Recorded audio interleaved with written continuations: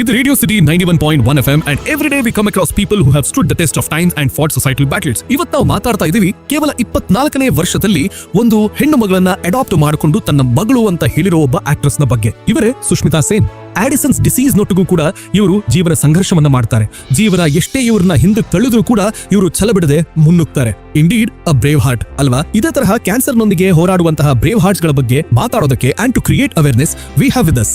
ನನ್ನ ಹೆಸರು ಡಾಕ್ಟರ್ ರಾಮಚರಿತ್ ಆಳ್ವಾ.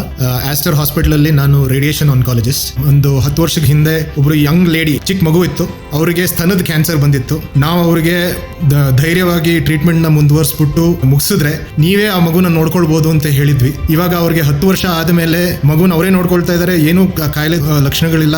ಈ ತರ ಸಿಚುವೇಶನ್ಸ್ ಇರೋಂಥ ಪೇಷಂಟ್ಸ್ಗೆ ದಯವಿಟ್ಟು ಅವ್ರನ್ನ ಆಸ್ಟರ್ ಹಾಸ್ಪಿಟಲ್ ಹೆಬ್ಬಾಳ್ ಇಲ್ಲ ವೈಟ್ ಫೀಲ್ಡ್ ಬಂದ್ಬಿಟ್ಟು ಯಾವ ತರ ಟ್ರೀಟ್ಮೆಂಟ್ ಮುಂದುವರಿಸಬೇಕು ಅಂತ ವಿವರವಾಗಿ ತಗೊಂಡ್ರೆ ಅದಕ್ಕೆ ಹೆಲ್ಪ್ ಮಾಡಬಹುದು ಅಂತ ಅರ್ಥ. ನಮ್ಮ ಟ್ರೀಟ್ಮೆಂಟ್ ಜೊತೆ ಪೇಷಂಟ್ ಬ್ರೇವ್ ಹಾರ್ಟ್ ಆಟಿಟ್ಯೂಡ್ ಇರೋದು ನಮಗೆ ಮುಖ್ಯವಾದ ರಿಕ್ವೈರ್ಮೆಂಟ್ ಇದೆ. Aster CMI Hospital celebrates Brave Hearts on Radio City 91.1 FM.